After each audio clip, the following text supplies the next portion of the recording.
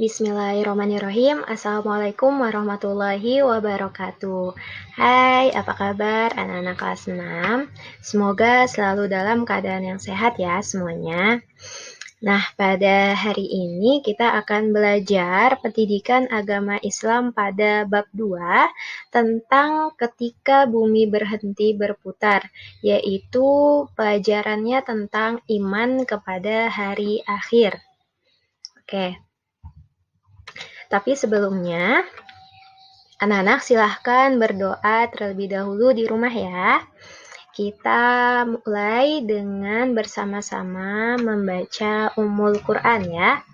Al-Fatihah. A'udzubillahi minasyaitonirrajim. Bismillahirrahmanirrahim. Alhamdulillahirabbil alamin. Arrahmanirrahim. Maliki yaumiddin. Iyyaka na'budu wa iyyaka nasta'in. Ihdinas siratal mustaqim. Siratal ladzina an'amta 'alaihim ghairil maghdubi 'alaihim waladdallin. Amin. Doa mau belajar. Bismillahirrahmanirrahim. Raditu billahi rabbah wa bil islami dina wa bi Muhammadin nabiyya wa rasulah. Rabbi zidni ilma warzuqni fahma. Amin. Oke, selanjutnya adalah tujuan pembelajaran kita pada hari ini, yaitu anak-anak semoga dapat mengerti makna iman kepada hari akhir. Kemudian anak-anak mampu meyakini adanya hari akhir dan anak-anak mampu memiliki sikap yang dipengaruhi oleh keimanan kepada hari akhir yang tercermin dari perilaku kehidupan sehari-hari. Nah, kemudian apa itu hari akhir? Nah, jadi ini adalah makna dari hari akhir. Jadi, meyakini adanya hari akhir merupakan rukun iman yang kelima, ya. Nah, rukun iman ada berapa? Rukun iman ada 6. Jadi, rukun iman kepada hari akhir termasuk rukun iman yang kelima. Dan hari akhir atau bisa disebut dengan hari kiamat adalah hari di mana hancurnya alam semesta dengan izin Allah Subhanahu wa Ta'ala. Hari akhir dimulai saat malaikat Israfil meniup sangkakala untuk pertama kali sebagai tanda datangnya hari akhir. Ya, jadi hari akhir itu pasti akan terjadi, tetapi kapan datangnya hari akhir tidak ada yang tahu ya, tidak ada yang tahu kapan pastinya hari akhir atau hari kiamat itu akan datang. Nah, yang tahu hanya siapa? Yang tahu hanya Allah Subhanahu wa Ta'ala, satu-satunya zat yang maha mengetahui. Selanjutnya yaitu dalil Al-Quran tentang adanya hari akhir. Nah, ini dalil Al-Quran ini ada beberapa surah yang mengandung tentang apa itu hari akhir ya. Jadi salah satunya adalah pada surah Al-Qari'ah ya, ayat 1 sampai 11.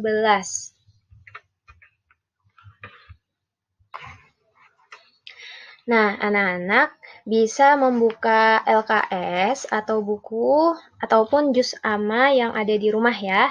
Buka pada Quran surah Al-Qari'ah ya. Pertama-tama anak-anak silahkan mendengarkan dahulu bacaan ibu ya. Nanti setelah ini anak-anak bisa mencoba atau mempraktikkan sendiri di rumah ya. Bismillahirrahmanirrahim. A'udzu billahi minasyaitonir rajim. Bismillahirrahmanirrahim. Al-Qari'ah, mal-Qari'ah. Wa ma adraka mal-Qari'ah. Yauma yakunun nasu kal farashil mabthus. Watakunul jibalu kal'ihnil manfush. Fa'amma man thaqulat mawazinuh fahuwa fi 'ishatir radiyah.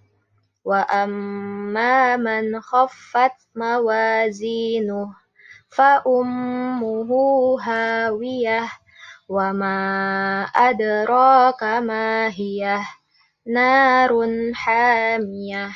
Shadaqallahul azim. Yang artinya hari kiamat. Apakah hari kiamat itu?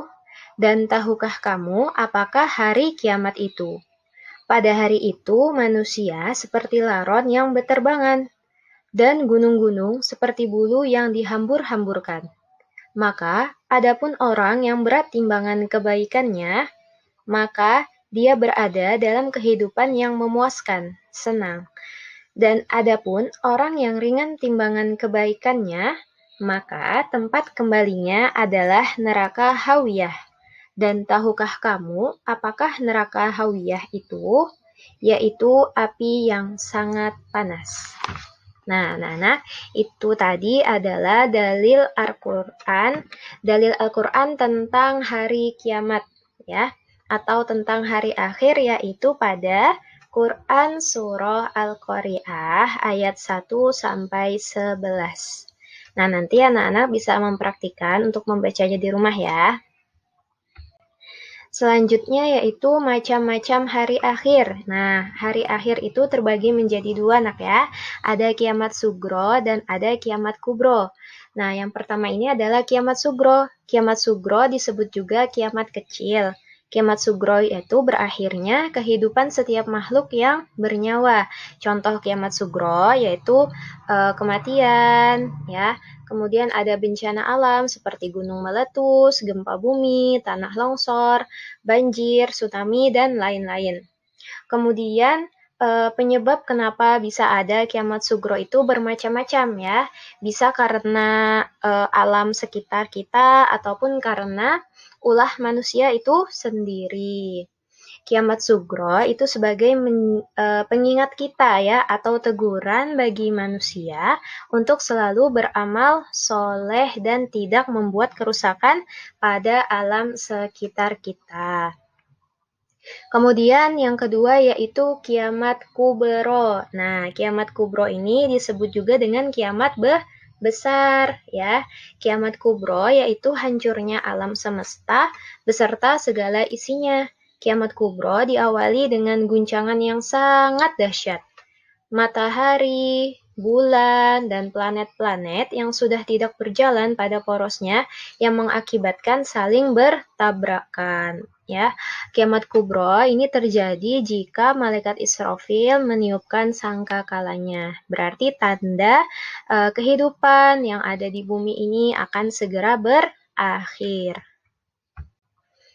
Kemudian nama-nama hari akhir ya, nanti setelah kehidupan di dunia ini telah berakhir, nanti kita menuju ke hari akhir. Nah, di hari akhir ini ada nama-namanya ya.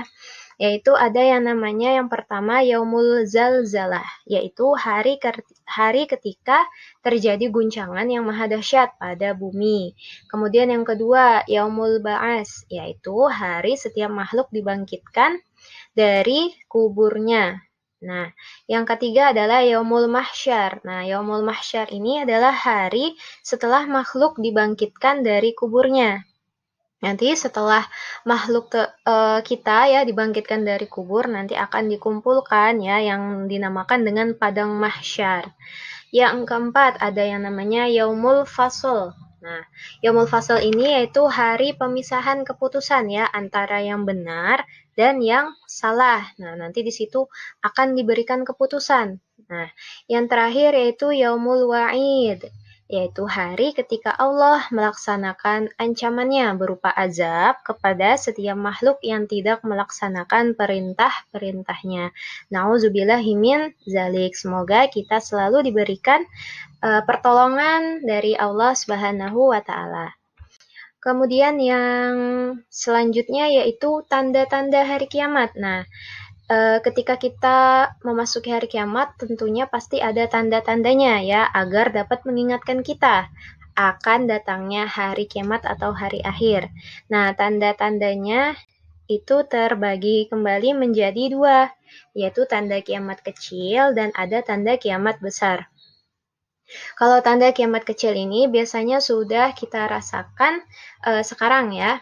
Yaitu yang pertama, banyak alim ulama yang meninggal. Yang kedua, ilmu agama sudah tidak dianggap penting lagi.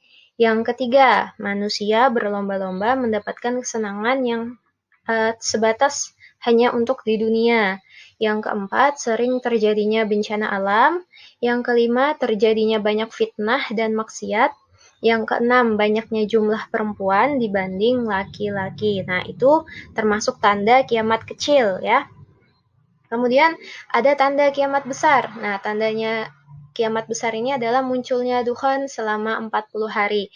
Duhan ini seperti kabut ya yang menyelimuti muka bumi. Tapi itu berlangsung selama 40 hari. Kemudian yang kedua, munculnya Dajjal yang mengaku dirinya sebagai Tuhan. Yang ketiga, munculnya binatang melata yang bisa berbicara. Yang keempat, matahari. Nah, matahari ini terbit dari arah barat. Kemudian adanya Imam Mahdi dan keluarnya Ya'juj dan Ma'juj yang dapat menghancurkan